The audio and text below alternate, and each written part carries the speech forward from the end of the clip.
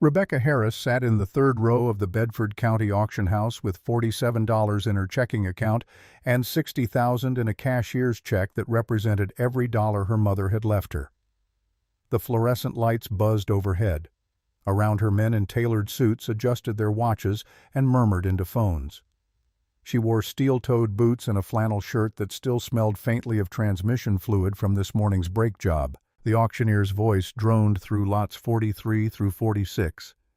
Estate jewelry, farmland parcels, a John Deere tractor with a seized engine. Rebecca's fingers drummed against her knee. Her sister Jennifer had called 3 times this morning, each message more frantic than the last. "Don't do this. You're throwing away Mom's life insurance on a house that'll fall down in the first storm. Think about Ryan and Nicole." Rebecca had thought about them. That's exactly why she was here. 9 months ago, Michael Rodriguez walked out of their 12-year marriage with a paralegal named Stephanie, who was 29 and drove a Lexus and had never changed a diaper or fixed a carburetor or wondered how to stretch $40 across 5 days of groceries. The divorce settlement gave Rebecca $15,000 in primary custody. Michael kept the house they'd bought together, the newer truck, and most of the furniture. Child support arrived when it arrived, $800 that sometimes showed up on the first of the month and sometimes didn't show up at all. 4 months ago, Rebecca's mother died in a hospice bed that smelled like antiseptic and defeat. Her body hollowed out by cancer that had spread from her lungs to her liver to her bones. The life insurance policy paid out $60,000. Rebecca's mother had gripped her hand in those final hours, her voice barely a whisper. Use it wisely. Build something they can't take from you.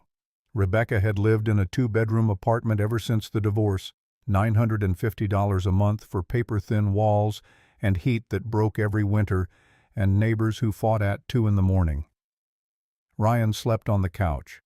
Nicole shared Rebecca's room, her drawings taped to every wall because there wasn't space for anything else. They'd been surviving, barely. But survival wasn't the same as living, and Rebecca was tired of teaching her children that life meant making do with whatever scraps the world decided to leave them. The auctioneer cleared his throat. His voice cut through the murmur. Lot 47. Residential property located at 1847 Oakwood Road, Bedford, Indiana. Victorian farmhouse constructed 1910. Approximately 4,200 square feet. 3 stories, wraparound porch, corner lot. Sold as is, where is. Structural damage likely. No warranties expressed or implied. County makes no representations as to condition or habitability. Rebecca sat up straighter. The projector screen showed a photograph that looked like something from a horror film. The porch sagged like tired shoulders. Ivy strangled the windows. The roof dipped in the middle as though the house itself had given up. But beneath the decay she could see the bones of something beautiful. The turret windows, the gingerbread trim, the stone foundation that had stood for over a century. Starting bid, $45,000. Rebecca's hand rose before she could think too hard about it. Paddle number 23. A man 3 rows ahead raised his paddle immediately. $50,000. Rebecca turned slightly. Navy suit. Italian shoes. A leather portfolio resting on his knee. He didn't look at her, but his posture radiated the kind of confidence that came from never having worried about money. $53,000. Rebecca's voice came out steadier than she felt. The man didn't hesitate. $56,000. Her heart hammered. $59,000. Every dollar. Everything her mother had died to leave her. The auctioneer scanned the room. The man in the navy suit stayed motionless, his paddle down, going once, going twice. His gavel cracked against the podium. Sold to bidder 23 for $59,000. Rebecca's hands shook as she signed the papers. The clerk processed her cashier's check and handed her a receipt and a set of tarnished keys that weighed almost nothing. "Congratulations on your purchase, Mrs. Harris. Closing is immediate with auction sales. The property is yours as of now." The man in the navy suit appeared beside her as she gathered her things. His smile showed too many teeth. "Mrs. Harris, congratulations. I'm Christopher Anderson, Meridian Development Corporation. His business card appeared between his fingers like a magic trick. I represented a client interested in that property. If you find yourself reconsidering, I'd be happy to discuss a purchase. Rebecca pocketed the card without reading it. I just bought it. Of course. His smile didn't waver. But renovation costs on a property in that condition can be substantial. Sometimes buyers discover they've bitten off more than they can chew. Just keep me in mind. She walked past him without answering. Outside, the November air bit at her face. She sat in her truck for 10 minutes before starting the engine, staring at the keys in her palm. $60,000. Her mother's entire life reduced to a number, and Rebecca had just spent it on a house she'd only seen in photographs. Her phone buzzed. Jennifer. Rebecca didn't answer. Ryan and Nicole were waiting on the apartment steps when she got home. Ryan's hood was up despite the cold, his hands shoved deep in his pockets. At 16, he'd mastered the art of looking simultaneously bored and wounded. Nicole clutched her sketchbook against her chest, her drawings of broken houses and separated families visible beneath her arm. Rebecca cut the engine. "We're going to look at the house tomorrow." Ryan's expression didn't change. "What house?" "The one I bought today. 1847 Oakwood Road." Nicole's eyes widened. "You really bought it? The one that looks haunted?" "It doesn't look haunted." Rebecca climbed out of the truck. "It looks like it needs work." "Mom." Ryan's voice carried the particular tone of teenage exasperation that could convey entire paragraphs of disappointment in a single syllable. "You spent Grandma's money on that." Rebecca met his eyes. "I spent it on a chance, for all of us." Saturday morning arrived cold and clear. Rebecca drove them across Bedford, past the auto shop where she'd spent the last 6 years lying under other people's cars, past the elementary school where Nicole still got free lunch because their income qualified, past the apartment complex where their neighbors' domestic disputes bled through the walls every weekend. Oakwood Road stretched out before them, lined with oak trees that had probably been there when the house was built. 1847 sat at the end of a gravel drive, 3 stories of Victorian architecture slowly surrendering to time. The porch roof had collapsed on one end. Windows on the second floor were broken, their glass scattered across the wraparound deck. Ivy covered the east wall so completely that the siding had disappeared beneath green. Nicole pressed her face against the truck window. "Mom, it really does look like a horror movie house." Ryan said nothing, but Rebecca caught him studying the roofline, the foundation, the way the structure still stood despite decades of neglect. County records show the last owner died in 1967. Rebecca pulled into the driveway. No heirs were found. "It's been empty for 59 years.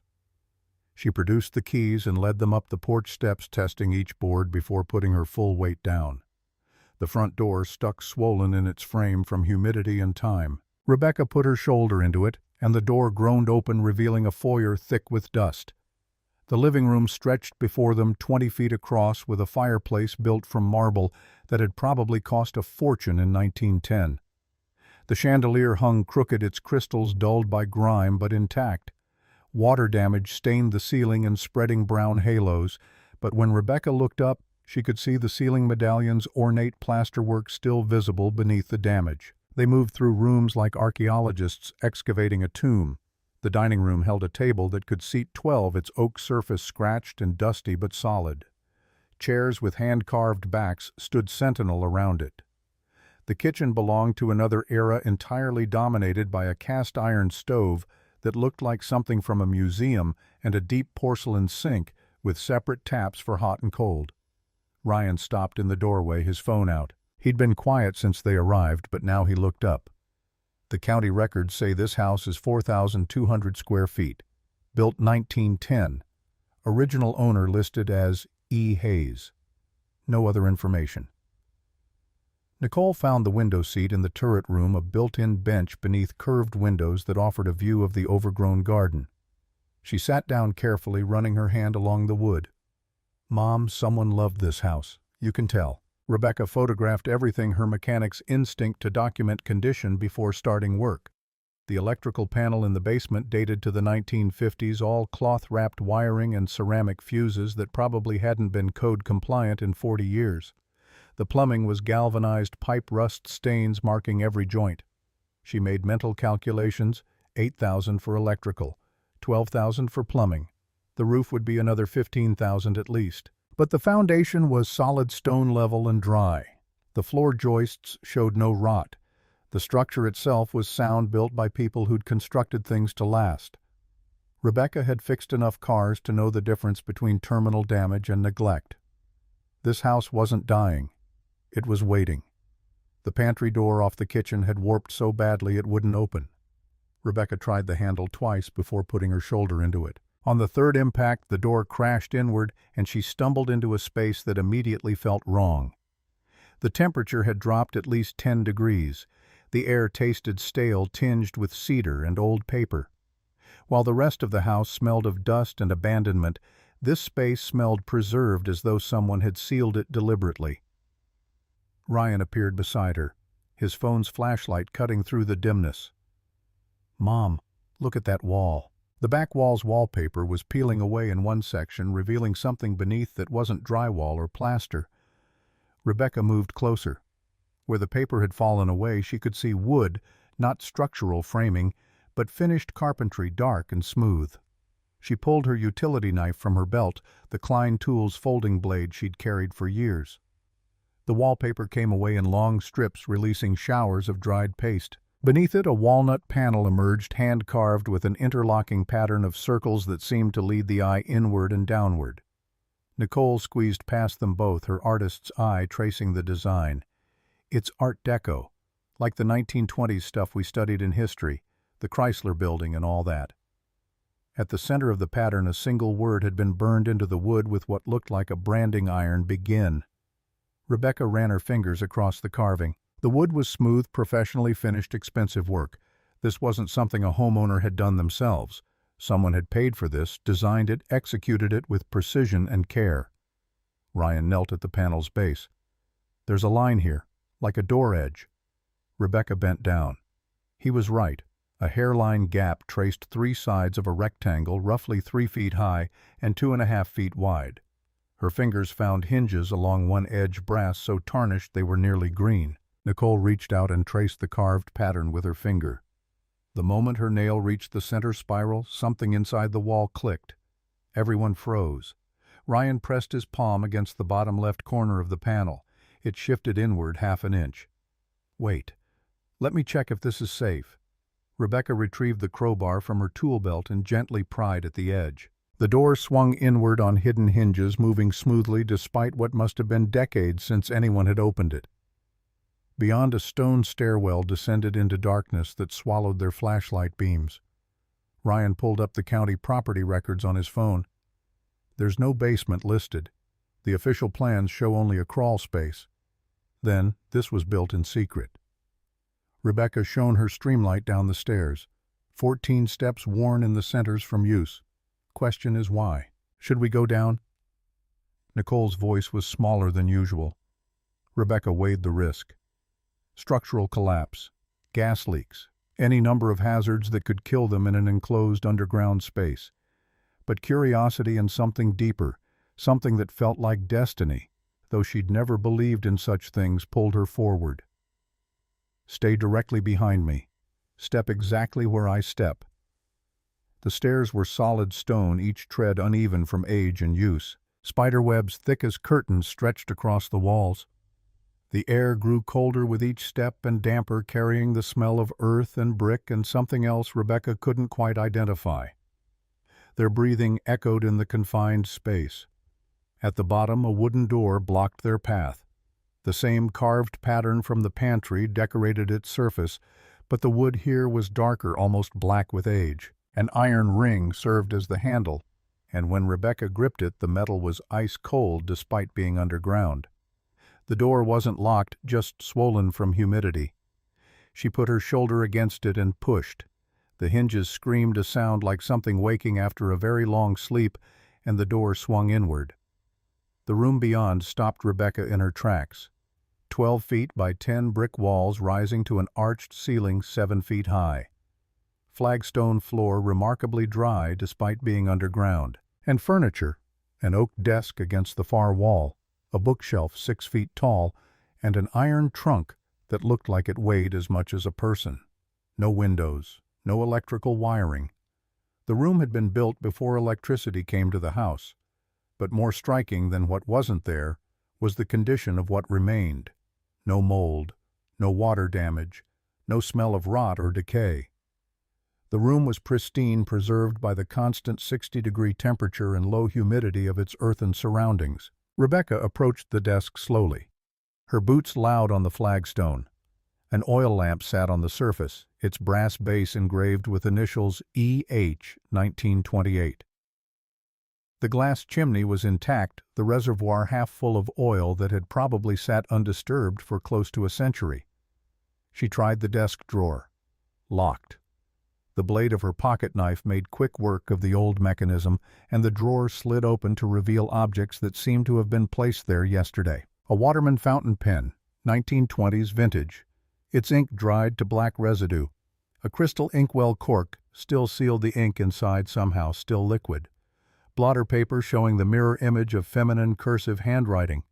And a business card, cream-colored stock with elegant typography. Elizabeth Hayes, owner and proprietor, Hayes Textile Manufacturing Company, Bedford and Indianapolis, Indiana. Ryan picked up the card carefully. 1928. That's the year before the Great Depression started. Nicole had moved to the bookshelf.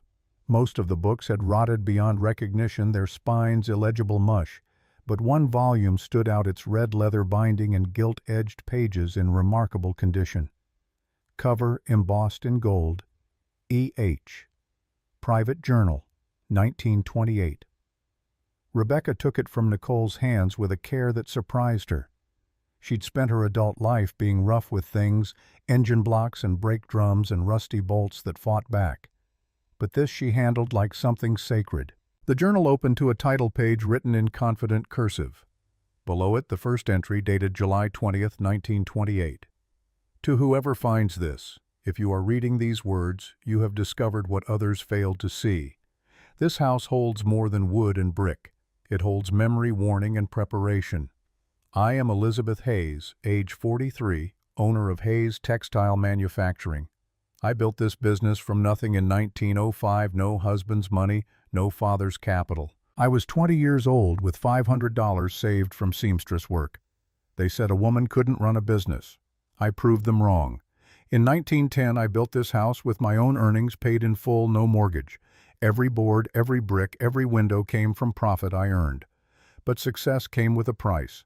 In 1923, my husband divorced me, claimed I was unfit mother because I worked. The court agreed. A woman in commerce could not properly raise a child, they ruled. They gave custody of my daughter Margaret to him despite his gambling and drinking. I have not seen Margaret in 5 years. The court forbids contact. I write this journal for her, hoping someday she finds it and understands I fought for her. I never stopped being her mother, and everything I build for her future. Rebecca's hands began to shake. The words blurred. She blinked hard and continued reading. The economy worries me. Stock prices rise too fast. Men speak of eternal prosperity. I survived the panic of 1907 by being prepared. I see the same pattern now. I am converting assets to gold-hiding reserves where no bank failure can touch them. Not for greed, for survival. For Margaret's inheritance when she turns 21. If you have found this, perhaps you are someone who understands what it means to fight alone. To build something when the world says you cannot. To lose what you love most and still stand. The signature at the bottom read, Elizabeth Hayes, July 20th, 1928. Nicole was crying quietly. She lost her daughter like you almost lost us. Rebecca couldn't speak. The parallels were too exact, too painful. Michael had tried the same thing during the divorce, filed for primary custody, claimed Rebecca worked too much to be a proper mother. His lawyer had used almost the exact same language Elizabeth's court had used a century ago. Michael lost that fight, but only because Rebecca had hired a lawyer she couldn't afford and fought with everything she had. Ryan's voice was soft. Does it say what happened to Margaret? Did she ever find this? Rebecca turned the page. A hand-drawn map of the house filled the next spread, showing the main floors, the attic, the turret room, and beneath the main structure, 3 rooms labeled in careful script personal archive where they stood now. Storage vault, north foundation, and circled in red ink, primary reserve, garden wall. Beside it, a note for Margaret, age 21. They stood in silence, the weight of discovery pressing down on them. A woman had built this house, hidden these rooms, written these words almost 100 years ago. A woman who'd lost her child to a legal system that punished female success. A woman who'd prepared for economic collapse and hidden an inheritance for a daughter she was forbidden to see. Ryan broke the silence first. Did Margaret ever come back? Did she find this? Rebecca closed the journal carefully. I don't know, but we're going to find out. The iron trunk sat against the wall like a sleeping beast. Its lock hung open, not picked or forced, but deliberately left accessible. Rebecca lifted the lid, which resisted briefly before surrendering with a groan of metal on metal. Inside, 8 bundles wrapped in canvas, each labeled in fountain pen, Emergency Capital. Personal items, family records, letters. Part 1. Letters. Part 2. Business documents, legal papers, reserve assets. Rebecca unwrapped Emergency Capital with hands that had steadied again. 15 gold coins gleamed in her flashlight beam, each stamped with an eagle, and the words $20 dated between 1924 and 1927. She picked one up, feeling its weight. Roughly an ounce solid gold, the kind of thing that would have been illegal to own after 1933, when Roosevelt outlawed private gold ownership. Ryan's eyes went wide. Is that real? Rebecca tested it between her fingers, feeling the metal's softness. Feels like gold. Weighs right. Personal items yielded a pocket watch engraved to E.H. from Mother. 1905, a silver locket containing photographs of 2 women, one young, one elderly, and a fountain pen that matched the one in the desk drawer. A small leather notebook labeled Hayes Textile. Client accounts, 1920 to 1928, completed the bundle. Nicole reached for family records, unwrapping it with careful fingers. Birth certificate. Elizabeth Marie Hayes, born March 3, 1885, Bedford, Indiana. Marriage certificate. Elizabeth Hayes to James Miller, 1914. Divorce decree, 1923. Custody of minor child awarded to father. Death certificate for Margaret Hayes, senior, 1927. A house deed showing this property purchased in 1910, paid in full, sole owner Elizabeth Hayes. Business incorporation papers for Hayes Textile Manufacturing Company, established 1905. But it was the letters that broke them all. 47 envelopes tied with blue ribbon, each addressed to my daughter Margaret in the same elegant hand. Dated from 1928 to 1941. None had ever been mailed. No postage, no street address. Just the words that would never reach their intended recipient. Nicole's hands shook as she opened the first one, dated July 20, 1928, the same day as the journal's first entry. My dearest Margaret, today, you turned 13 years old. You live in Indianapolis with your father and his new wife.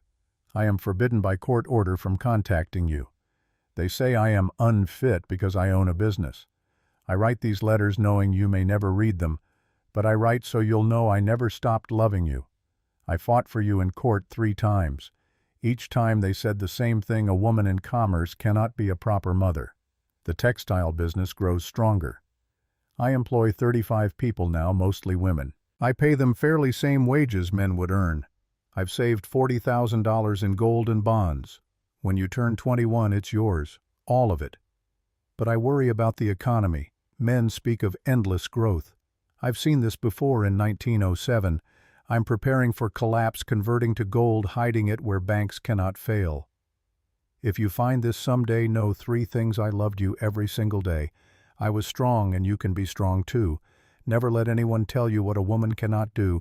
Your mother, always, Elizabeth. The silence that followed felt holy, like they'd stumbled into a church. Rebecca found herself unable to look at her children.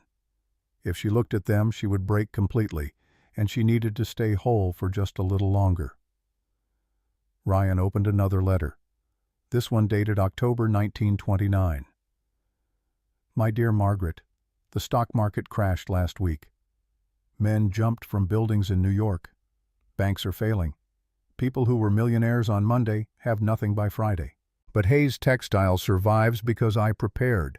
I converted to gold 2 years ago. I employ 40 people now. I've hired more women whose husbands lost everything. We will survive this. You will inherit something that cannot crash. Letter after letter revealed a life lived in parallel to her daughters. Margaret's 16th birthday in 1931. Her graduation in 1933. A newspaper clipping from 1936 announcing Margaret's 21st birthday with Elizabeth's note in the margin. She can legally contact me now. She has not. The final letter was dated December 1941. Elizabeth's handwriting shakier than before. My dear Margaret, you are 26 now. You married Robert Williams last year. I saw the announcement in the Indianapolis paper. I was not invited, of course. My health is failing. The doctors use words like tumor and months instead of years. I will not see you again in this life. But everything I built for you. Look for what I've hidden. The map shows the way. Nicole's voice cracked. She died without seeing her daughter again. Rebecca carefully returned the letters to their bundle. We don't know that. We don't know what happened to Margaret. Ryan was already searching his phone. Margaret Hayes, born 1915, married Robert Williams. Here. Margaret Williams. Née Hayes died January 12, 1967. Los Angeles, age 52. The same year the house was abandoned. Rebecca felt pieces clicking together. Elizabeth died in the 1940s. Margaret died in 1967. The county said no heirs were found, which means Margaret never came looking. Nicole's voice was barely a whisper. Her mother left her millions and she never knew. Rebecca lifted the journal again, turning to the page with the map. 3 underground rooms. They'd found the first. 2 remained, including the one labeled Primary Reserve, Garden Wall, the one Elizabeth had specifically marked for Margaret's 21st birthday. Footsteps sounded overhead, slow, deliberate moving through the rooms above. All 3 of them froze. The steps crossed the kitchen, paused, then continued toward the pantry. Ryan's eyes went wide. Did you lock the front door? Rebecca shook her head. She reached for the crowbar, her heart hammering. Stay together. Stay quiet. They huddled behind the iron trunk flashlights off, barely breathing. The footsteps reached the pantry. Stopped. A long silence stretched, and then a single set of footsteps retreated quickly, almost running. Upstairs, the front door slammed hard enough to rattle the house. A car engine started outside, unfamiliar and close. Tires crunched on gravel and then faded into the distance. Rebecca counted to 60 before moving. She led Ryan and Nicole back up the stone stairs through the pantry into the kitchen. The front door stood wide open, swinging slightly in the November breeze. Outside, fresh tire tracks marked the gravel. Different tread pattern than Christopher Anderson's Mercedes. Rebecca's mechanic eye caught that immediately. At the mailbox, a business card had been tucked into the flag slot. Dr. Patricia Moore, Bedford Historical Preservation Society. Handwritten on the back, I know about Elizabeth Hayes. Call me. Not a threat. A warning. 812-555-0147. The sun was setting, painting the overgrown garden in shades of amber and rust. Rebecca pocketed the card and locked the front door behind them, testing it twice to make sure it held. They drove back to the apartment in silence, but it wasn't the heavy silence of the morning. It was the silence of people who'd stumbled into something bigger than themselves and were still trying to understand what it meant. That night, after Ryan and Nicole had gone to bed, Ryan on the couch. Nicole in the room they shared, Rebecca sat at the kitchen table with Elizabeth's journal open before her. She reread the first entry and the last letter and the map showing 3 hidden rooms. Her phone buzzed. Jennifer. Did you seriously buy that death trap? Mom would be furious. Rebecca turned the phone face down without answering.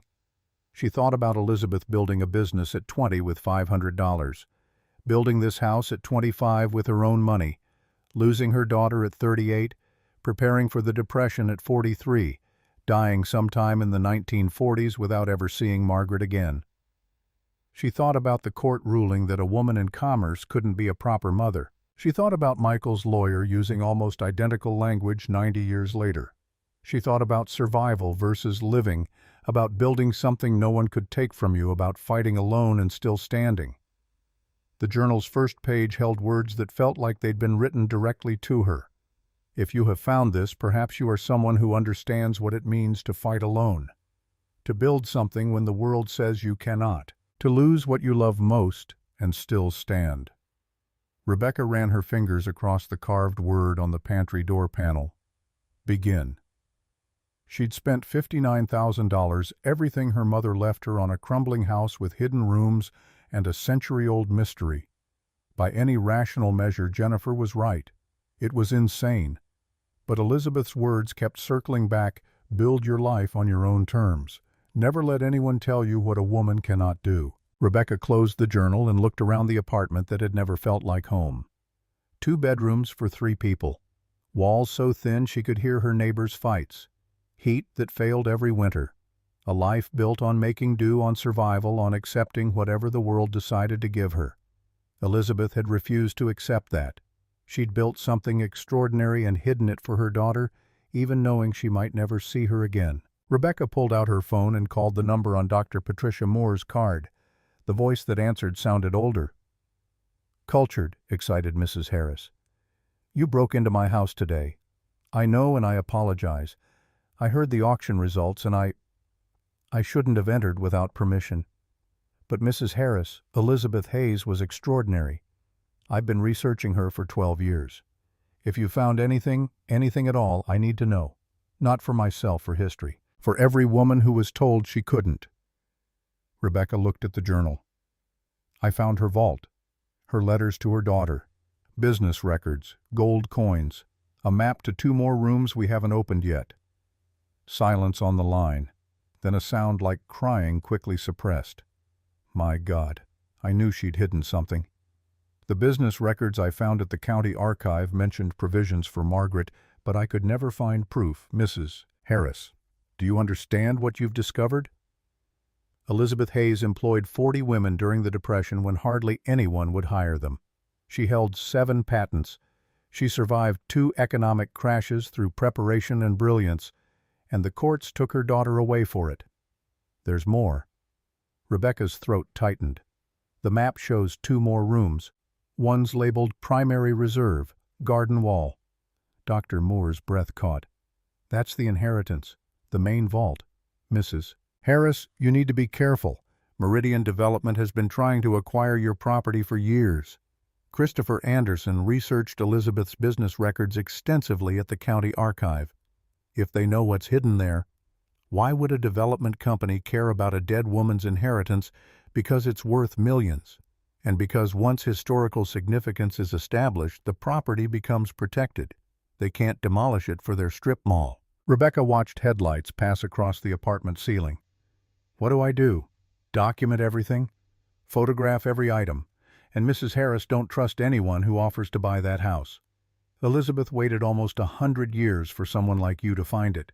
Don't let them take it now." After they hung up, Rebecca sat in the dark for a long time. Somewhere in Bedford, Christopher Anderson probably knew she'd found the first vault. Somewhere in that house, 2 more rooms waited sealed for nearly a century. And somewhere in the past, a woman who'd lost everything except her determination had built a legacy and hidden it for a daughter who never came. Rebecca wasn't that daughter, but maybe, just maybe, she was someone who could finish what Elizabeth had started. She opened the journal one more time to the map studying the location marked Primary Reserve, Garden Wall. The words beside it felt like a promise and a challenge for Margaret, age 21.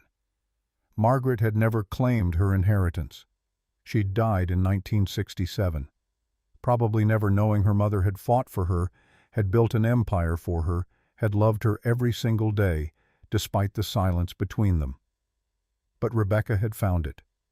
Rebecca, who understood what it meant to be told you couldn't have both success and motherhood, strength and love, a business and a family. Rebecca, who'd bought this house with the last dollars her own mother had left her, hoping to build something no one could take from her children. Outside, November wind rattled the apartment windows. Inside, a woman sat with a century-old journal and made a decision that would change everything. She would find the primary reserve. She would uncover what Elizabeth had hidden. And she would make sure that this time the story didn't end with a mother's love going unanswered. "Begin," the carved panel had said. Rebecca turned off the light and went to bed, already planning tomorrow's excavation. Sunday morning arrived with frost on the apartment windows. Rebecca woke at 5:30 from a dream about underground rooms that went on forever, each one sealed with her mother's face on the door.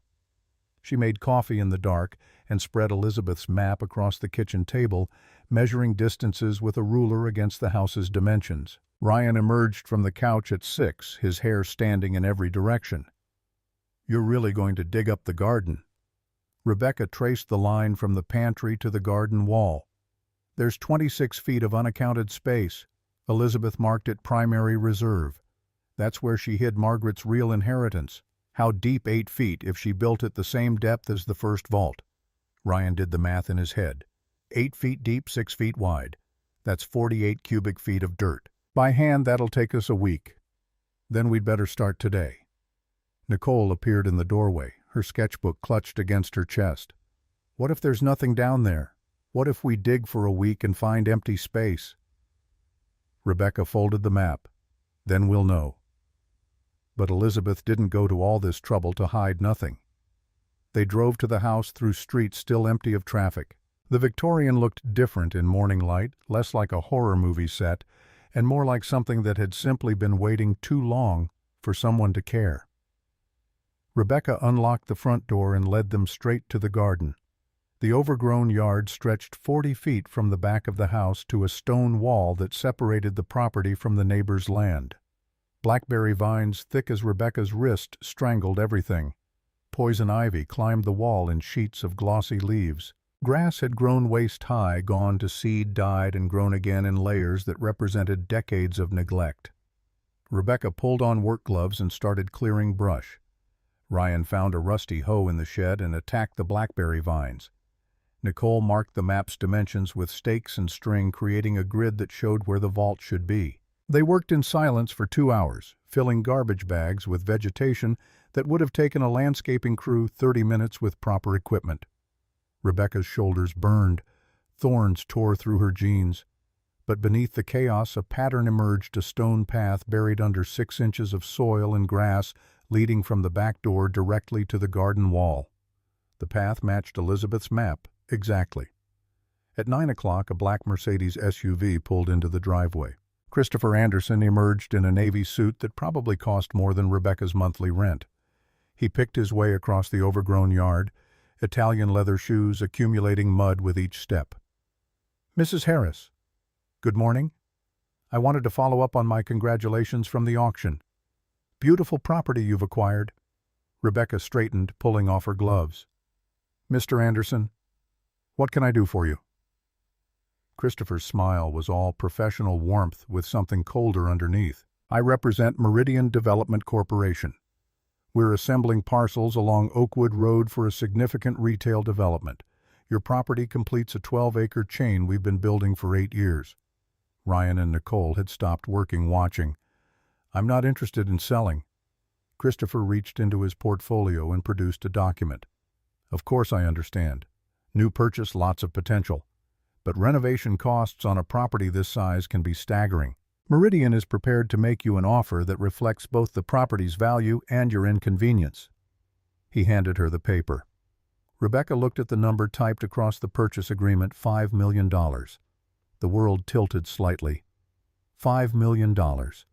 She could pay off every debt, send both kids to any college they wanted, buy a house that didn't leak or freeze or require a second mortgage and repairs. She could retire at 46 and never spend another 60-hour week lying under someone else's transmission. "Why?" The word came out steadier than she felt. "This house is worth maybe $200,000 fixed up. You're offering 25 times that." Christopher's smile didn't change. Land positioning? Your parcel is critical to our development chain. The offer reflects strategic value, not just real estate appraisal. You're offering $5 million for 1 acre to complete a 12-acre development. The math doesn't work. Mrs. Harris, commercial real estate valuations are complex. This is an extremely generous, time-limited offer. I encourage you to consider it seriously. How long do I have? 48 hours. Wednesday at noon, the offer expires. After that, market conditions change. The threat was subtle but unmistakable. Rebecca handed back the unsigned agreement. I'll think about it. Of course. Christopher's eyes drifted to the excavation stakes Nicole had placed, the cleared path, the tools scattered across the yard. Doing some landscaping. Something like that. He produced a business card, identical to the one he'd given her at the auction. My direct line. Call any time, day or night. This is the kind of opportunity most people only get once. After he drove away, Ryan broke the silence first. $5 million, Mom. That's real money. Rebecca stared at the garden wall, at the stakes marking where Elizabeth's vault should be. It is real money. That's exactly why I'm worried. Nicole's voice was small. What do? We find out what's worth $5 million. Then we decide. Monday morning, Rebecca called in sick to the auto shop for the first time in 3 years.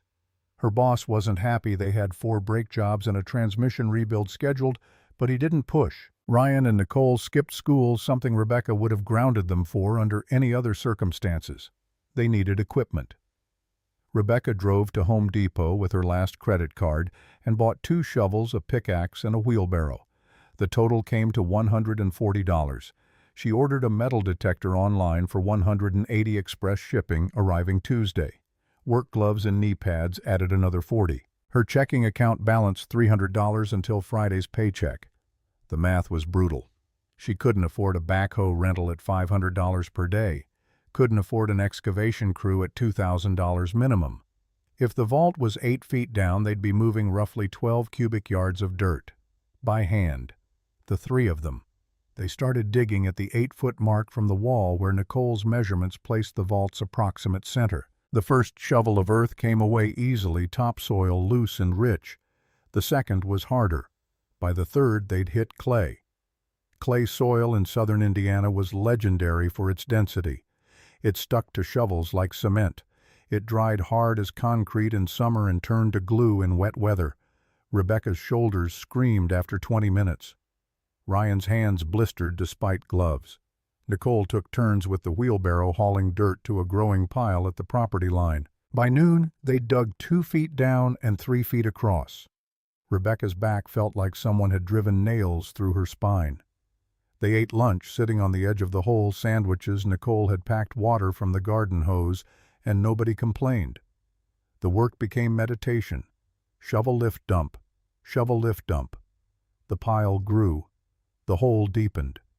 Rebecca's hands, already calloused from mechanic work, developed new layers of protection. Ryan's silence shifted from teenage sullenness to concentration. Nicole sketched the dig site during water breaks, her drawings showing the hole growing like a wound in the earth. Tuesday, the metal detector arrived. Ryan ran it over the bottom of the 4-foot-deep hole and got a signal so strong the device screamed. Whatever was down there was large and metal and exactly where Elizabeth's map said it would be. They kept digging. Wednesday morning, Rebecca's phone rang at 6 a.m. Christopher Anderson, his voice cheerful. Mrs. Harris, just a friendly reminder. Your deadline is noon today. Have you had time to consider our offer? Still thinking about it? I understand. But I should mention we've done additional due diligence on the property. There are code violations that will need addressing. Structural issues.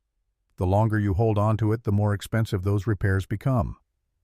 $5 million is generous considering what you're facing. Rebecca looked out the apartment window at the sunrise. I'll call you by noon. I hope you make the right choice. For your children's sake. The line went dead. Rebecca sat in the dark kitchen, her whole body aching from 3 days of digging. They were 6 feet down now, the hole a perfect rectangle 6 feet by 6 feet. 2 more feet to go. At 10 a.m., her phone rang again. "Jennifer, please tell me you didn't turn down $5 million for that death trap. How did you know about the offer? Christopher Anderson's lawyer called me. Listed as your next of kin on some property database. Wanted to confirm you were competent to make legal decisions. Rebecca, this is insane. Take the money. Buy a nice house. Send the kids to college. Stop this." Rebecca hung up without answering. At 11:30 they hit something solid. The shovel rang against it with a sound like a bell, concrete, not stone. Rebecca dropped to her knees in the hole and cleared dirt with her hands. A concrete slab emerged, stamped in the corner with a date, 1928. Ryan and Nicole jumped down beside her. They scraped away dirt with their fingers, revealing more and more of the surface. 6 feet by 8 feet, 8 inches thick. And in the center an iron hatch 3 feet square secured with 6 heavy bolts rusted the color of dried blood. Rebecca checked her phone 11:47 a.m. She tried the first bolt with a wrench. It wouldn't budge, the threads welded together by 98 years of corrosion. Penetrating oil did nothing. Hammering just bent the wrench. Ryan pulled up videos on his phone. "We need to cut them. Angle grinder. How much? $180 for the grinder. We'd need a generator too, $300 rental." Rebecca did the math in her head. $480. Her paycheck Friday would be $620 after taxes. Rent was due Monday, $950. That would leave her with negative $10 for groceries. Her phone buzzed. Christopher Anderson. 5 minutes until noon. She looked at her children, covered in dirt, hands bleeding through their gloves, standing in a hole they dug by hand because they couldn't afford machinery. She looked at the concrete slab Elizabeth had poured in 1928, hiding something worth enough that a development company would pay $5 million to make sure nobody ever found it. The phone rang again. Rebecca answered. "Mr. Anderson, my answer is no." Silence on the line. Then Mrs. Harris, "I don't think you understand the situation. We will acquire this property. The only question is whether you profit from it or fight a losing battle that bankrupts you. Then I guess I'll see you in court." She hung up and immediately regretted it. Her hands were shaking. $5 million.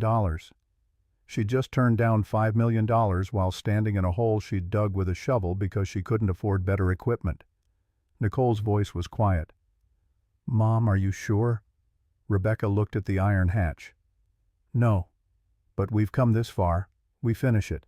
Thursday and Friday they kept digging around the edges of the slab, defining its boundaries, making sure they understood what they'd found. The concrete was reinforced, professionally poured, meant to last. Elizabeth hadn't hidden her treasure in a wooden box or behind a false wall. She'd built a vault that could survive a century. Saturday morning, Rebecca borrowed the generator from Mitchell's Auto Repair. Her boss asked questions she deflected with vague answers about home repairs. She bought the angle grinder at Harbor Freight with the last $180 in her checking account. Ryan helped her set up the generator at the hole's edge, running an extension cord down to where Rebecca knelt on the concrete slab. She'd cut metal before exhaust pipes, rusted bolts, frame sections on cars too damaged to save. But those bolts had been recent corrosion. These had been underground since 1928. The grinder screamed to life. Sparks fountained across the concrete as Rebecca pressed the cutting wheel against the first bolt. The metal resisted, then surrendered in a shower of orange stars. 1 down, 5 to go. Her hands cramped around the grinder's handle. The noise was apocalyptic. But bolt by bolt the seal broke. 98 years of waiting undone in 3 hours of shrieking metal and sparks, and Rebecca's determination not to stop until it was finished. At 11 o'clock the last bolt fell away. The hatch sat loose in its frame, held down only by its own weight and nearly a century of stillness. A car pulled into the driveway. Rebecca didn't need to look to know who it was. The Mercedes door slammed. Footsteps approached the garden. Christopher Anderson appeared at the edge of the hole, his expression no longer professionally friendly. His eyes took in the excavation, the cut bolts, the sealed hatch waiting to be opened. "Mrs. Harris, I came to discuss our offer." His voice was tight. "I see you've been busy with your renovations. Private property, Mr. Anderson. You're trespassing. I'm conducting business." Christopher's smile was gone completely. "Mrs. Harris, my previous offer was $5 million. Given the complications, you're clearly discovering structural damage, excavation hazards, potential code violations. I'm authorized to increase our offer to $6.5 million. Final offer. Expires in 30 minutes. Rebecca stood up in the hole covered in dirt and metal filings, her hands bleeding through the gloves. $6.5 million. More money than she'd earned in 30 years of 60-hour weeks. Enough to give her children everything Michael had tried to deny them, everything her mother had wanted for her. I need to see what's down there first. Give me 2 hours. Christopher's jaw tightened. Mrs. Harris, I'm not sure you understand. Meridian will acquire this property. One way or another, $6.5 million is generosity. The alternative is eminent domain proceedings, code violations that will condemn this structure, legal fees that will bankrupt you. We've done this before. We always win. Something in Rebecca's spine straightened. Something that had been bending for 16 years through a marriage that diminished her. A divorce that tried to break her jobs that paid her less than men doing identical work, a world that told her to be grateful for whatever scraps it offered. Get off my property. You're making a very expensive mistake. Now. Or I call the police for trespassing. Christopher stared at her for a long moment. Then he turned and walked back to his Mercedes with careful, controlled steps. The engine started. The tires crunched on gravel. And he was gone. Ryan and Nicole climbed down into the hole beside Rebecca.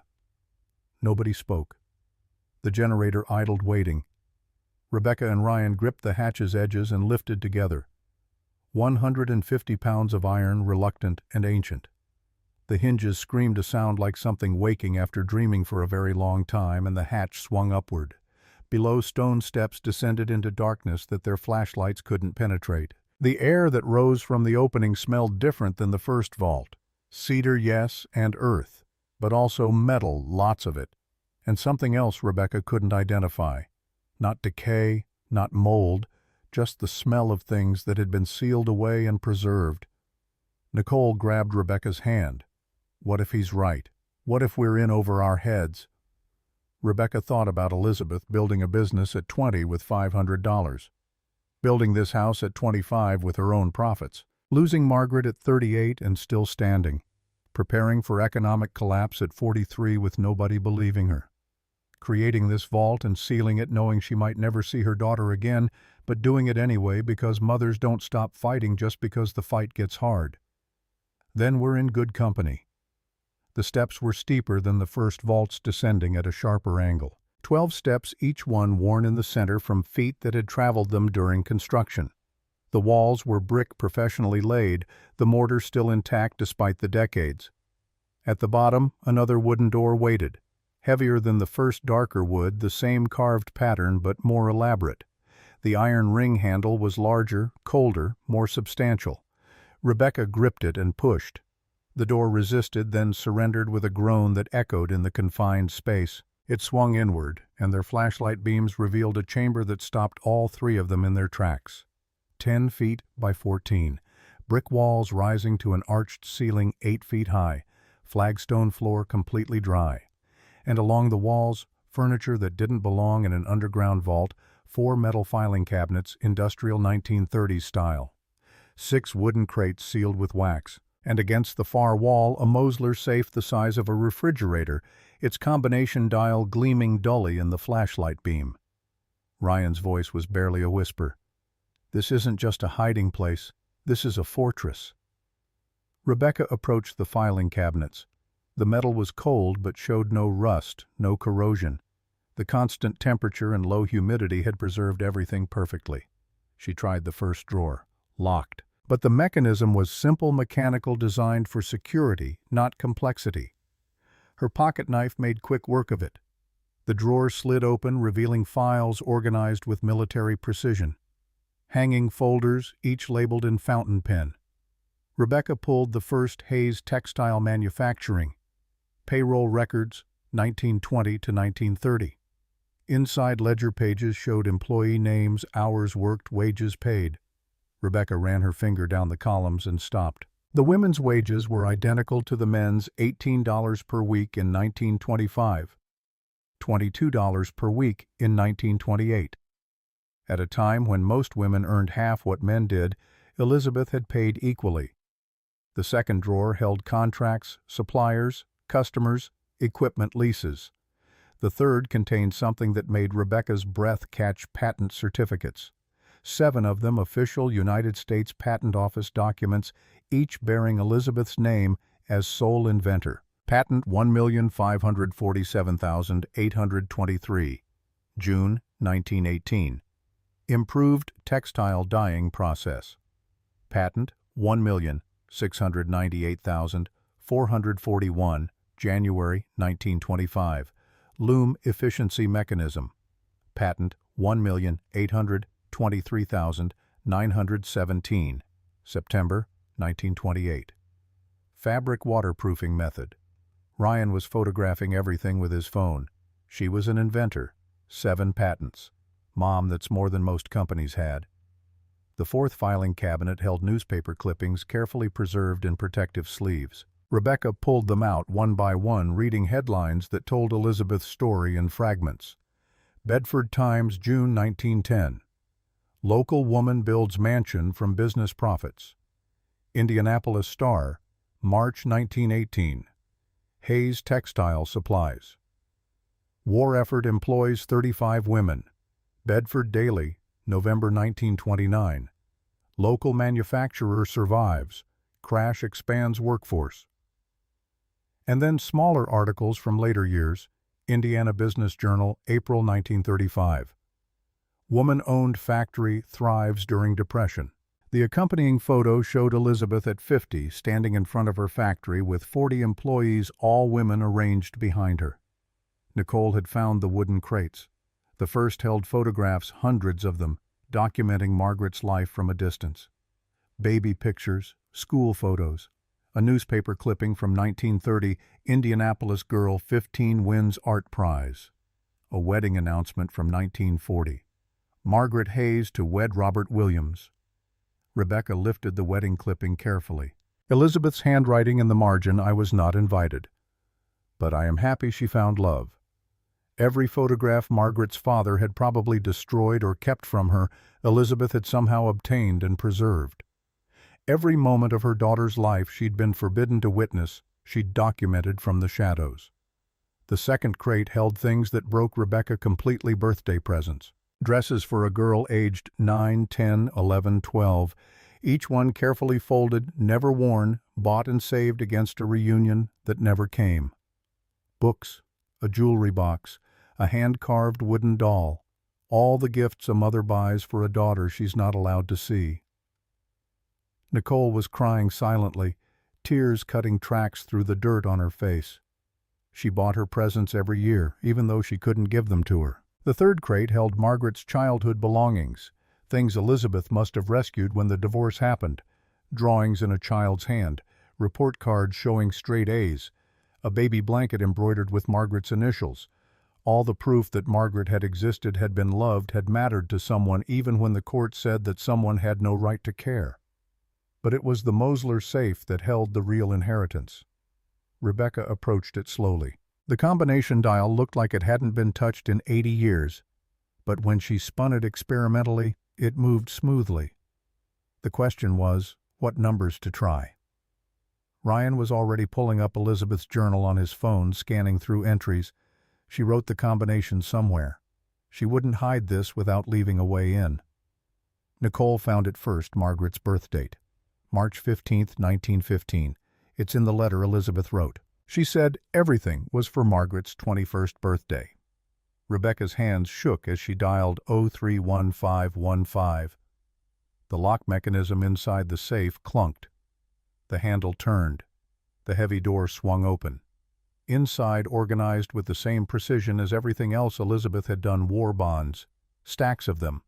United States Treasury bonds issued in 1942, $60,000 in face value. Stock certificates bound with ribbon. General Electric, AT&T, IBM companies. Rebecca recognized, and others she'd never heard of. A velvet bag heavy with coins, and on top of everything, an envelope addressed in Elizabeth's handwriting: to Margaret, on your 21st birthday, with all my love. Rebecca opened it with hands that wouldn't stop trembling. The letter inside was dated March 15, 1942. My dearest Margaret, today is your 21st birthday. You are an adult now, free to make your own choices about who you see and who you love. I am 57 years old. The doctors have given me 3 to 6 months. Breast cancer advanced. I have made peace with dying, but not with the silence between us. I built this vault in 1928 when you were 13, preparing for the depression I knew was coming. Everything I built for you. Inside this vault, you'll find war bonds worth $60,000, stock certificates in 15 carefully researched companies' gold coins for security no crash can destroy, and the patents I developed over 30 years of innovation. Total value in today's money, approximately $180,000. By the time you find this much more. But Margaret, the money isn't the point. The point is proof. Proof that the court was wrong. A woman in business can love her daughter fiercely. A woman who builds empires doesn't abandon the people she loves. I loved you every day of your life. Distance didn't diminish it. Silence didn't erase it. I know you married Robert Williams in 1940. I know you live in Indianapolis. I know you haven't tried to contact me, and I understand why. Your father told you I chose business over you. The court told you I was unfit, but I fought for you in court 3 times. I lost each time because the law said successful women couldn't be good mothers. If you're reading this, I am gone, but I am not forgotten, and neither are you. Build your life on your own terms.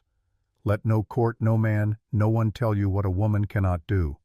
This business employs 40 women who depend on it. Keep it running or sell it honorably. This house is paid off, left to you in my will. Live in it or sell it, but know it was built with love. And know that every day of your life I thought of you. Every success I achieved hoping you'd inherit something no crash could destroy. Every patent I filed knowing it would provide for you. You were never unwanted, never forgotten, always cherished. Your mother always. Elizabeth Marie Hayes, March 15, 1942. Rebecca couldn't read the last lines. Her vision had blurred completely. She handed the letter to Ryan, who read it aloud while Nicole sobbed into her shoulder. When Ryan finished, silence filled the vault. The kind of silence that comes when you realize you're standing in a sacred space, a temple built by a mother's love that survived longer than anyone expected. Ryan's voice cracked. Did Margaret ever find this? Rebecca pulled out her phone and searched. Margaret Williams. Née Hayes died. January 12, 1967. Los Angeles, California, age 52. The house was abandoned in 1967. Margaret died 6 months before the county declared it had no heirs. Nicole pulled away, wiping her eyes. She never knew. Her mother built all this for her, and she never knew.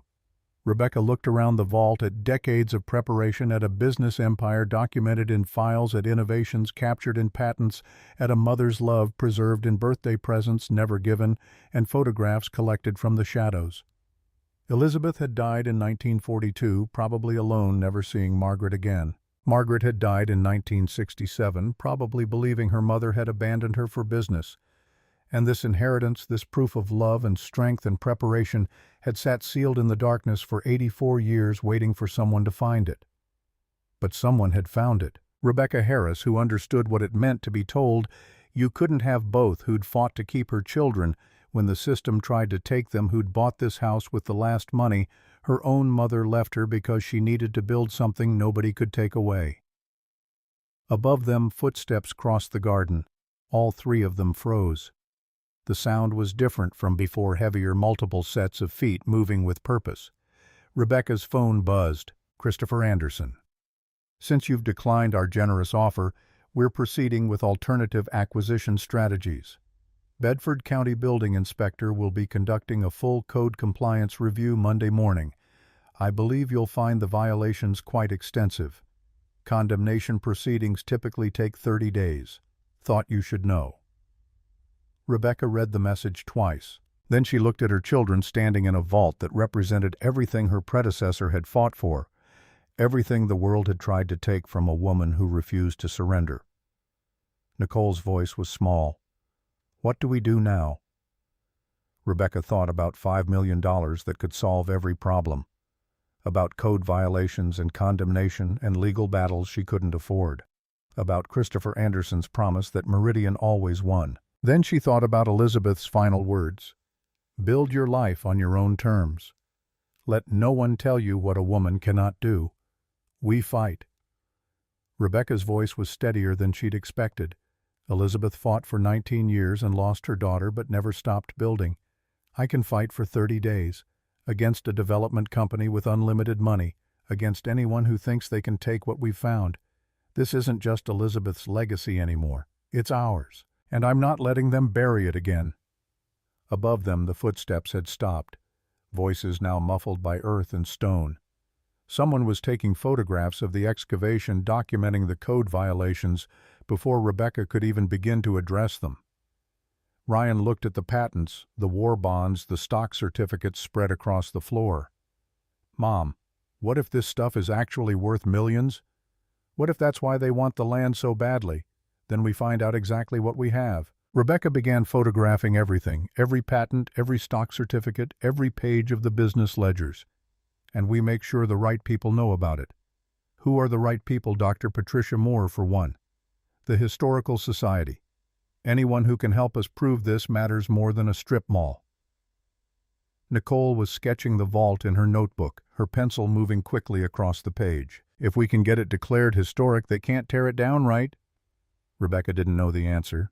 She didn't know anything about historic preservation or eminent domain or fighting development companies. She knew how to fix transmissions and change brake pads and stretch $40 across 5 days. But she didn't know how to do this. Except she did, because Elizabeth had shown her. You prepare, you document, you build something so solid that even when they try to take it from you, enough remains to prove you were here, you mattered, you fought. They spent another hour cataloging everything in the vault. The war bonds alone represented what would now be close to $1 million in matured value.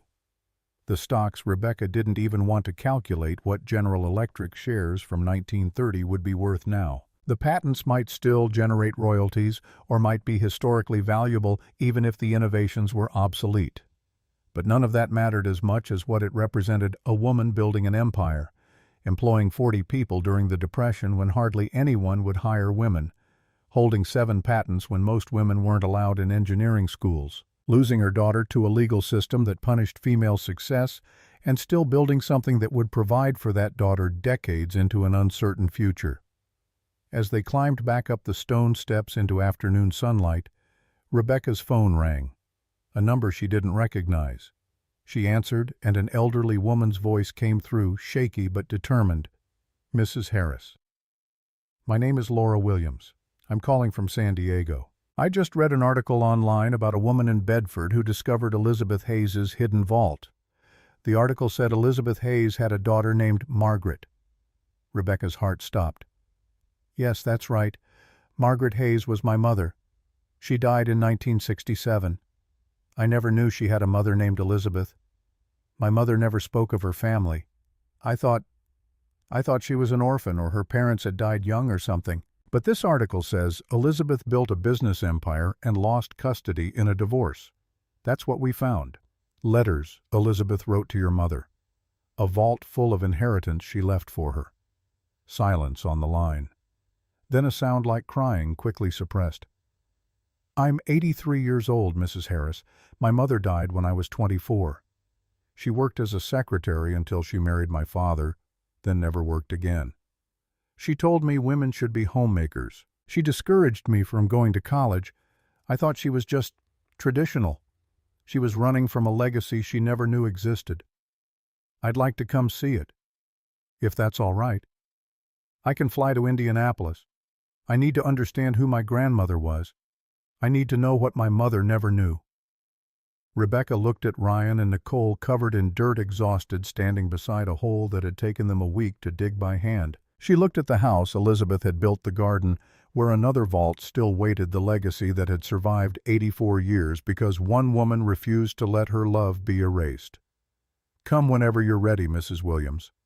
I'll pick you up at the airport. Your grandmother's been waiting a long time for family to find her. After she hung up, Rebecca stood in the garden as the November sun slanted toward evening. Christopher Anderson would be back Monday with building inspectors and code violations and the weight of a corporation that always won. She had $300 in her checking account and a house that needed $75,000 in repairs she couldn't afford. But she had Elizabeth's patents and letters and proof that mattered more than money. She had Ryan and Nicole who'd spent a week digging beside her without complaint. She had Laura Williams flying from California to meet the grandmother she never knew existed. And she had a choice. $5 million to walk away or a fight that might cost everything. Rebecca looked at the carved panel still visible through the pantry window. Begin. Some inheritances can't be bought. Some legacies refuse to stay buried. And some fights are worth having even when you don't know if you can win, because the alternative is teaching your children that the world's cruelty deserves their surrender. Monday morning, the building inspectors would come, but tonight Rebecca Harris would document every item in Elizabeth Hayes's vault.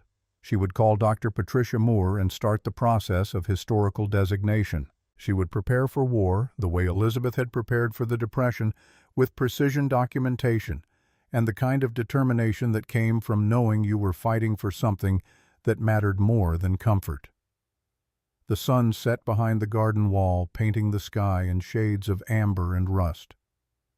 Rebecca turned to her children. Tomorrow's going to be hard. The day after will be worse. We might lose everything. Ryan met her eyes. Or we might win. Nicole added, voice quiet but certain. Elizabeth fought for 19 years and never stopped building. We can fight for 30 days. Rebecca smiled. Then we'd better get started.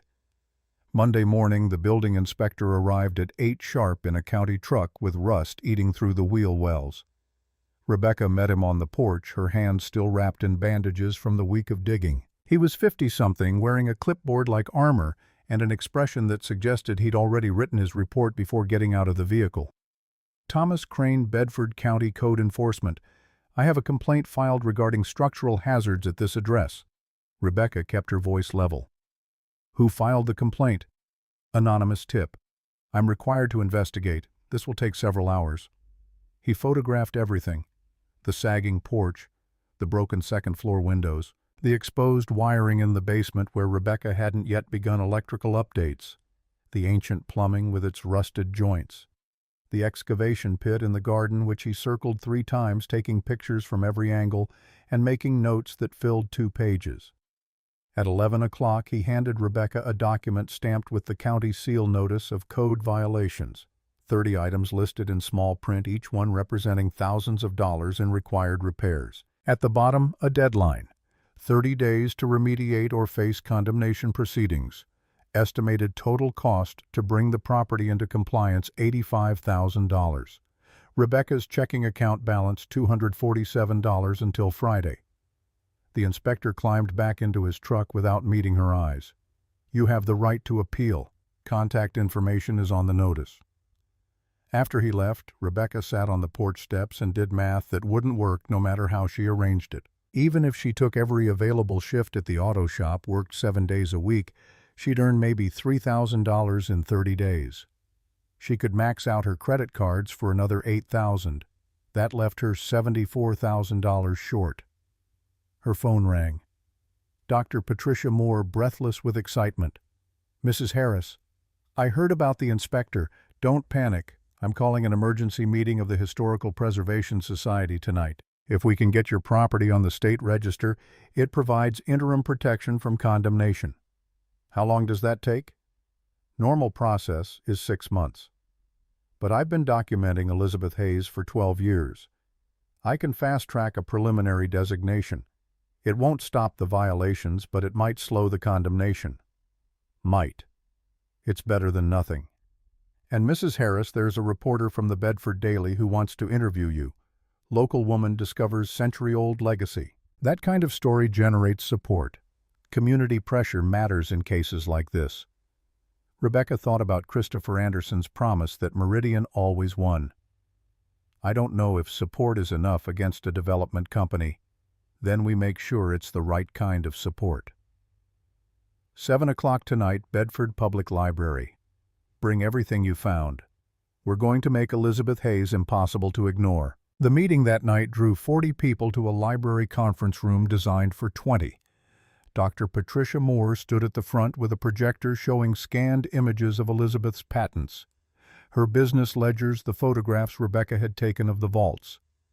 The audience, mostly women, mostly over 50, sat in rapt silence. Elizabeth Hayes employed 40 women during the Great Depression when most factories were laying off workers or refusing to hire women at all. Dr. Moore's voice carried the weight of a dozen years' research. She held 7 patents in textile innovation. She built a business empire from $500 and her own skill. And she lost custody of her daughter because the court ruled that a successful woman couldn't be a proper mother. Murmurs rippled through the crowd. Rebecca sat in the back with Ryan and Nicole, watching strangers react to a story she'd been living for 2 weeks. Dr. Moore continued, "Everything Elizabeth built she hid in sealed vaults for her daughter to inherit. But Margaret Hayes died in 1967 without ever knowing her mother had fought for her, without knowing the fortune that waited beneath her childhood home. That inheritance sat sealed for 84 years until Mrs. Rebecca Harris bought the property and discovered what others had failed to see." She gestured to Rebecca. "Mrs. Harris, would you like to say something?" Rebecca stood on legs that felt uncertain, the room's attention pressed against her like a physical weight. "I'm not a historian. I'm a mechanic. I bought that house with the last money my mother left me because I needed something my kids and I could build together. I didn't know about Elizabeth Hayes. I didn't know about the vaults or the patents or any of it." "Then what made you keep digging a woman in the front row, gray-haired and sharp-eyed?" "Because I recognized her." Rebecca's voice came out quieter than intended, not her face or her name, but her story. "I got divorced 2 years ago. My ex-husband tried to take our kids, claimed I worked too much to be a good mother. Same argument Elizabeth's court used in 1923. We're 100 years apart, but we fought the same battle." The room stayed silent. "Now a development company wants to tear down everything Elizabeth built. They've offered me millions to walk away. They've sent inspectors to condemn the house. They've threatened legal action that'll bankrupt me. And I don't know if I can win, but I know Elizabeth fought for 19 years and never stopped building. I can fight for 30 days. Applause started in the back and spread forward. Not polite appreciation, but something fiercer, angrier. Women who'd been told they couldn't, who'd been punished for succeeding, who'd watched the world diminish their achievements and tell them to be grateful for the scraps. After the meeting, 3 women approached Rebecca with offers she hadn't expected. A contractor who specialized in historic renovation. "I'll do the work at cost. $35,000 payment plan acceptable. My grandmother lost custody of her kids in 1945 for the same reason." Women's Business Network of Indiana representative. "We have a $20,000 preservation grant available for properties with documented women's history significance. Bedford Community Foundation Director, $15,000 Emergency Historic Property Fund. Application approved as of tonight." Rebecca did the math. $35,000 in repairs, $20,000 grant, $15,000 grant. That left $0 needed beyond what she could actually afford. The contractor handed her a business card. "Sarah Martinez Historic Restoration. Call me tomorrow. We'll start with the structural issues first, then work through the violations list." "How did you know I'd say yes?" "Because women like us don't quit. We just find different ways to win." Tuesday morning. Rebecca called the number on Laura Williams's voicemail. The elderly voice that answered sounded steadier than before. "Mrs. Harris, I've booked a flight. I arrive Indianapolis Friday afternoon at 3. I'll pick you up." Rebecca hesitated. "Mrs. Williams, I should tell you legally everything in those vaults probably belongs to you as Margaret's heir. The house, the patents, the stocks, all of it. I don't have a claim beyond being the current property owner." Silence stretched across the line. "Then, we'll discuss that when I arrive. But Mrs. Harris, thank you for calling me. Thank you for not just selling everything to that development company and letting my grandmother disappear again." Wednesday, the harassment escalated.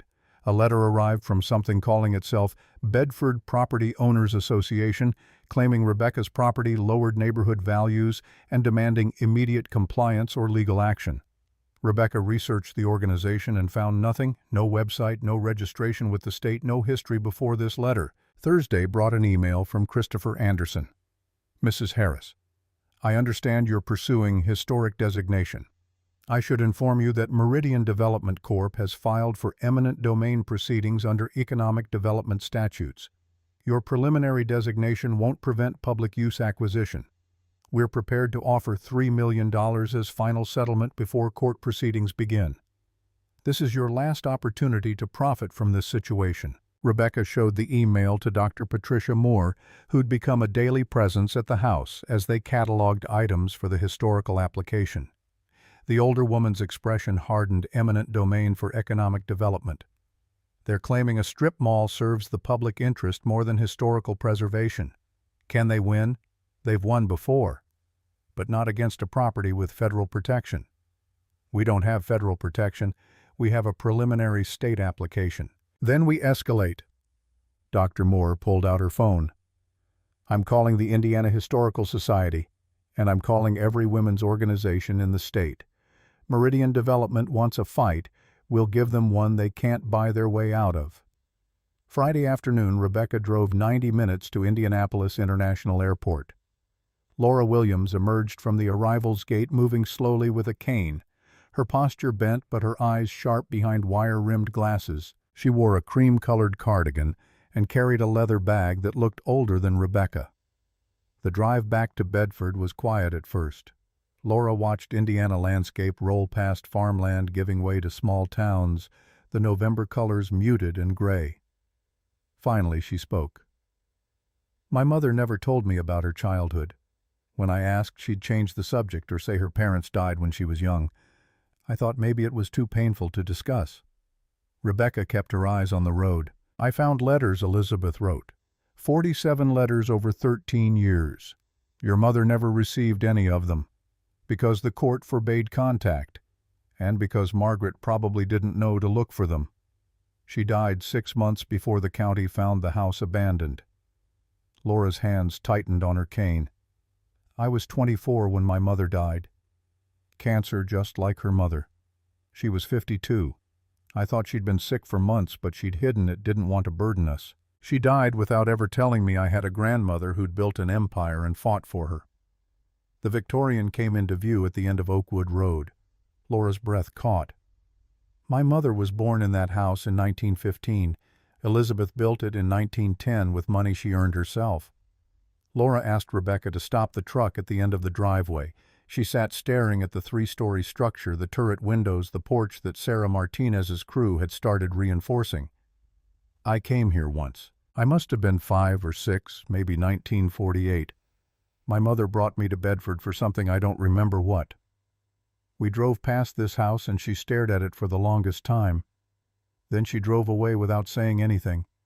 I asked what was wrong and she said, "Nothing, baby, just a place I used to know." She knew it existed but never went inside. I think she was afraid of what she'd find, afraid the courts had been right and her mother really had chosen business over her. Rebecca helped Laura from the truck. They walked slowly up the porch steps, Laura leaning heavily on her cane. Inside the house smelled like sawdust and fresh paint. Martinez's crew had been working for 3 days tackling the structural issues first.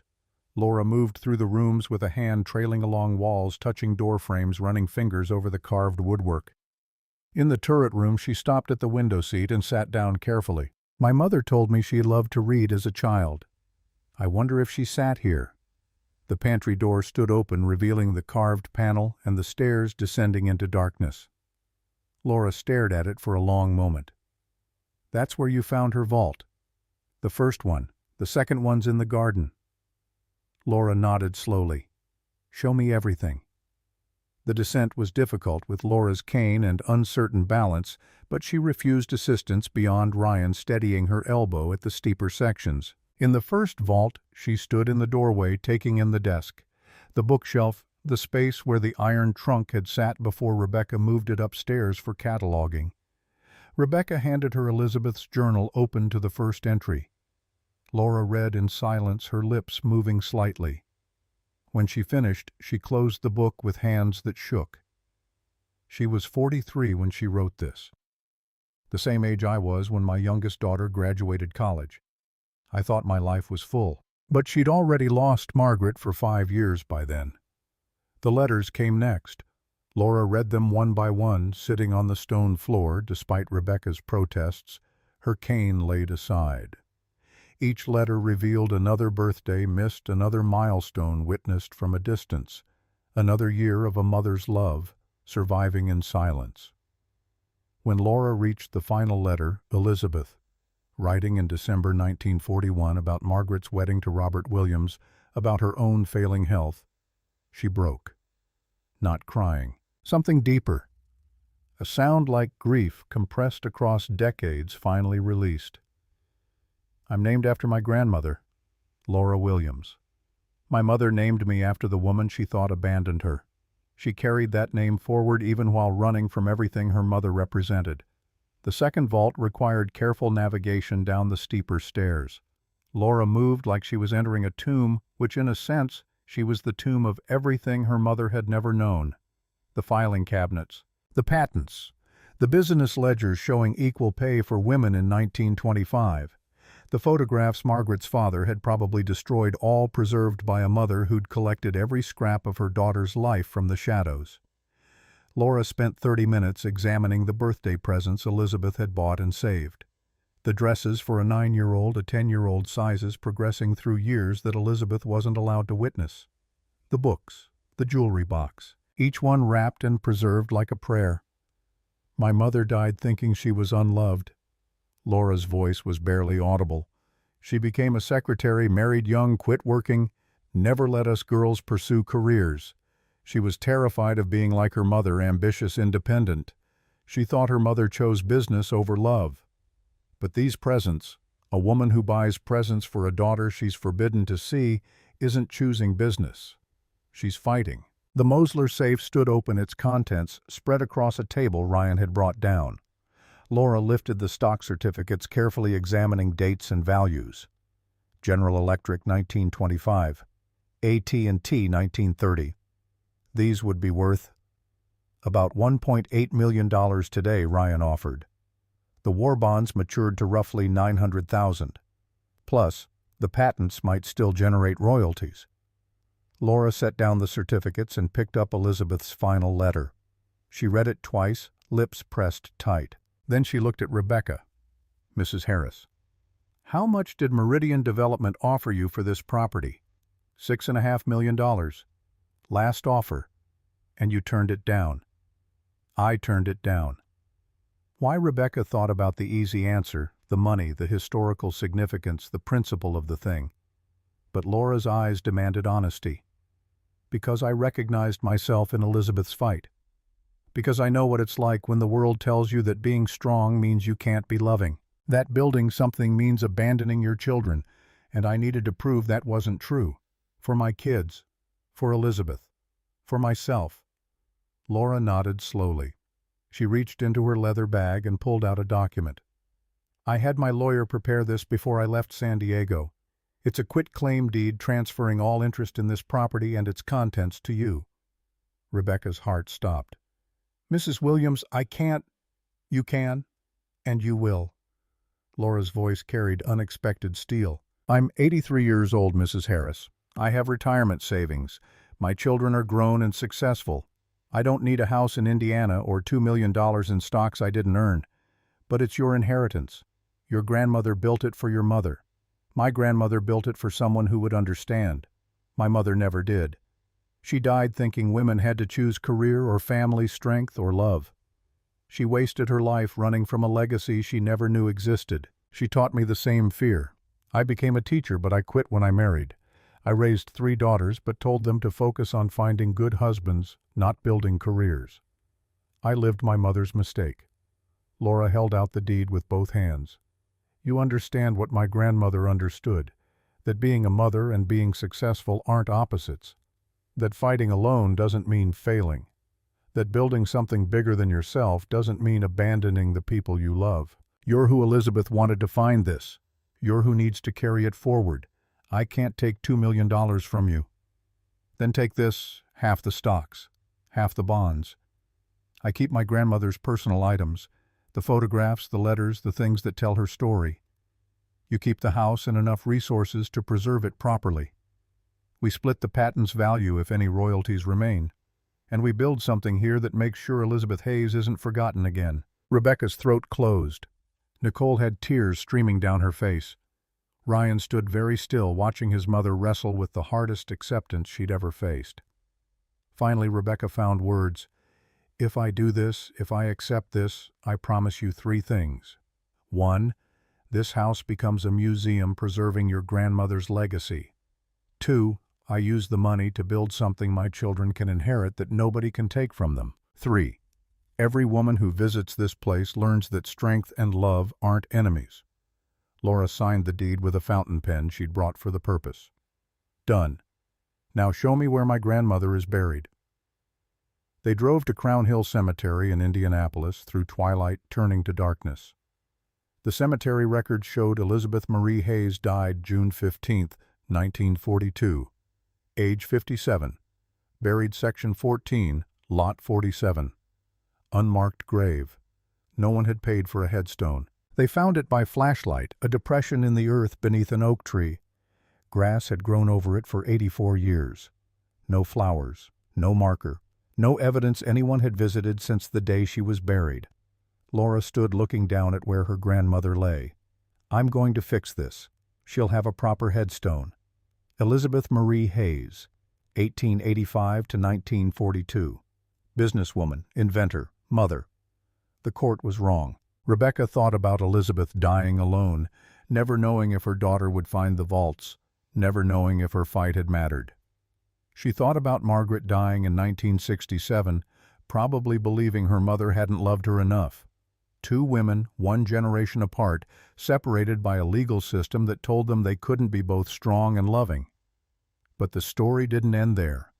Laura was here now learning the truth, and Rebecca would make sure thousands of others learned it too. Monday morning brought the confrontation Rebecca had been dreading. Christopher Anderson arrived with a lawyer, a woman in her 40s wearing a suit that cost more than Rebecca's truck.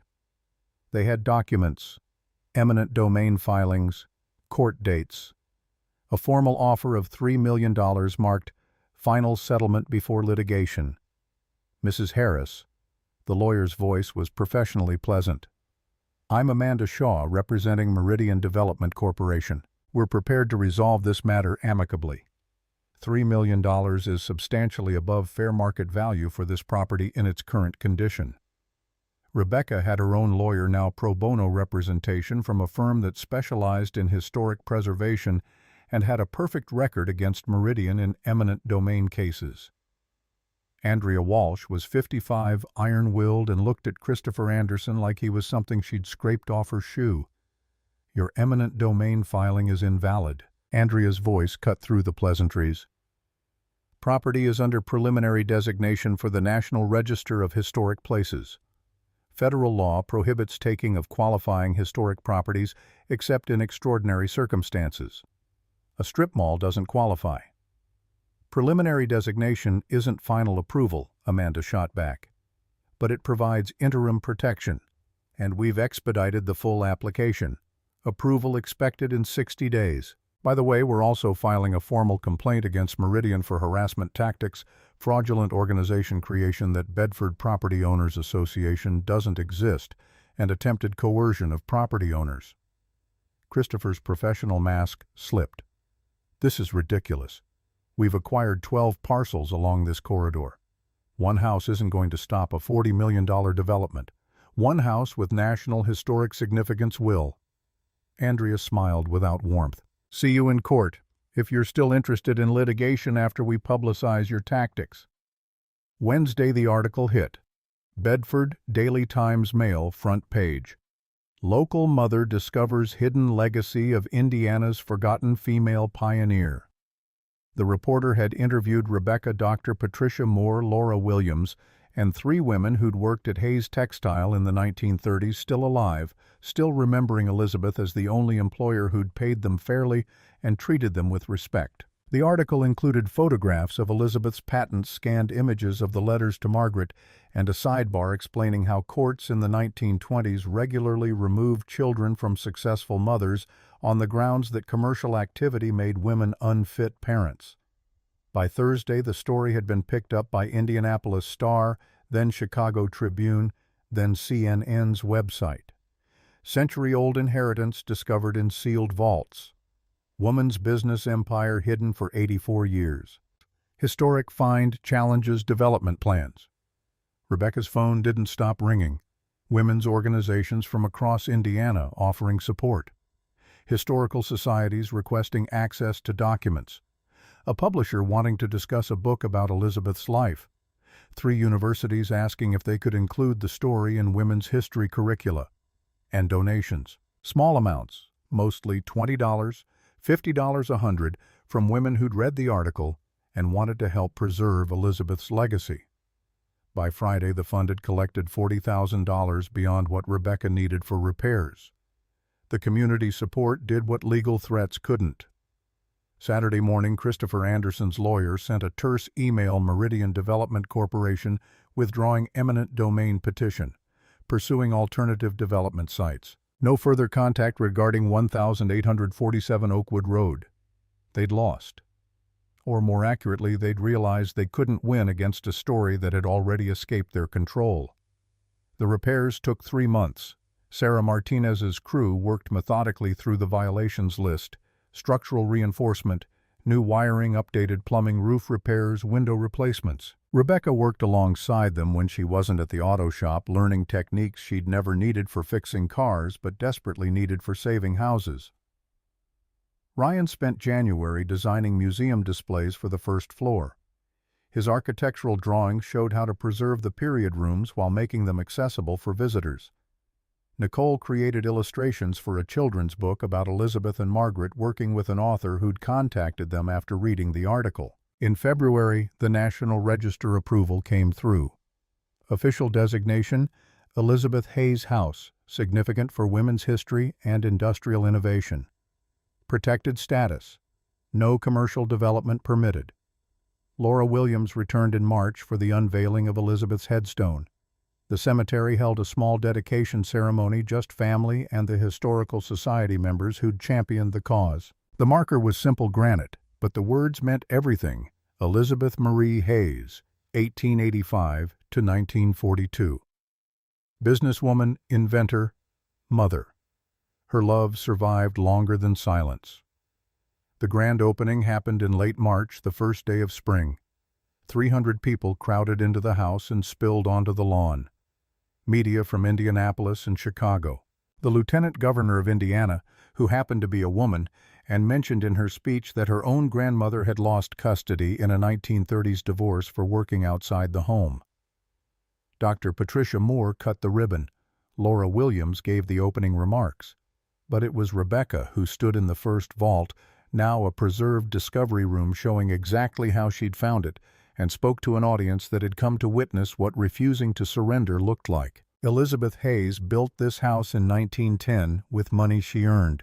She employed 40 women during the Depression. She held 7 patents. And she lost her daughter to a legal system that said successful women couldn't be good mothers. Her voice carried to the people crowded on the stairs and the pantry throughout the house. Elizabeth spent 19 years writing letters to a daughter she was forbidden to see. She prepared for economic collapse nobody believed was coming. She built vaults to protect an inheritance Margaret never claimed. She died alone, never knowing if any of it mattered. Rebecca looked at Ryan and Nicole standing in the doorway, at Laura Williams in the front row, at the crowd of strangers who'd driven hours to be here. But it did matter, because 84 years later, another single mother found those vaults. Another woman fighting alone discovered she wasn't alone at all. And now thousands of people will learn what Elizabeth knew, that building something and loving your children aren't opposites. That strength doesn't mean abandoning the people you care about. That when the world tells you to choose between success and family, the answer is to build both so well that nobody can tear them apart.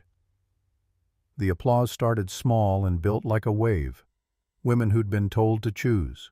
Women who'd been punished for succeeding. Women who'd watched their achievements diminished and their ambitions condemned. And men, too, Ryan among them, who'd learned that supporting women's strength didn't diminish their own.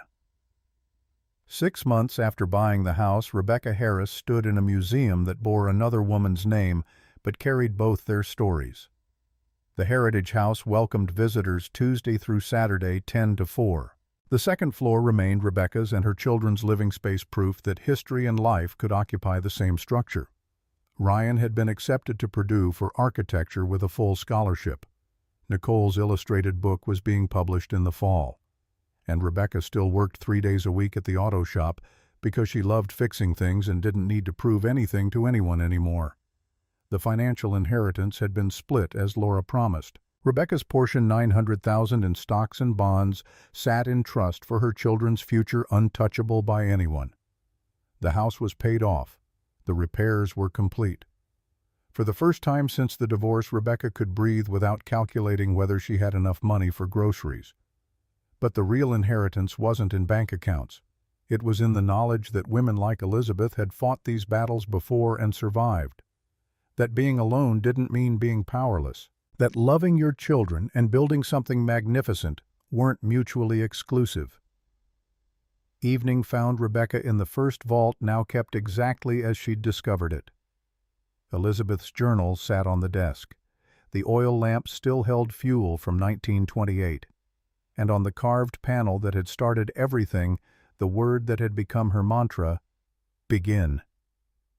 Nicole's voice called from upstairs. "Mom, there's a woman here with her daughter. They drove from Fort Wayne. The daughter wants to be an engineer, and her school counselor told her girls don't do engineering. They want to see Elizabeth's patents." Rebecca smiled. "I'll be right up." She ran her hand one more time over the word burned into walnut a century ago. Begin. Not because the fight was over, but because some fights were worth inheriting, worth continuing, worth passing forward to daughters who needed to know that women before them had refused to surrender. Elizabeth Hayes had built this house and these vaults and this legacy, hoping her daughter would find them. Margaret never did. But Rebecca had. And in finding them, she'd discovered that the most valuable inheritance wasn't money or property. It was proof that women who fight alone are never really alone, because their strength echoes across generations. The house stood on Oakwood Road the same way it had stood since 1910. But now it held something it hadn't held in 84 years: a family, a purpose, and the knowledge that Elizabeth's fight hadn't ended in silence. It had ended in voices, hundreds of them, thousands, eventually learning that the court was wrong, that women could build empires and love their children fiercely, that success and motherhood weren't enemies but allies in the work of building lives that couldn't be dismantled by anyone's cruelty. Rebecca climbed the stone steps toward her daughter's voice, toward another visitor who needed to know that refusing to choose between strength and love was its own kind of revolution. Above her, in a house built by a woman who wouldn't surrender, the lights burned warm against the spring darkness. And somewhere beyond reach, maybe Elizabeth Hayes finally knew her fight had mattered, her love had survived, and the legacy she'd hidden so carefully had found exactly the right person to carry it forward. Not the daughter she'd lost, but a woman who understood that some inheritances transcend blood and become something bigger, proof that we were here, we mattered, we fought, and we won.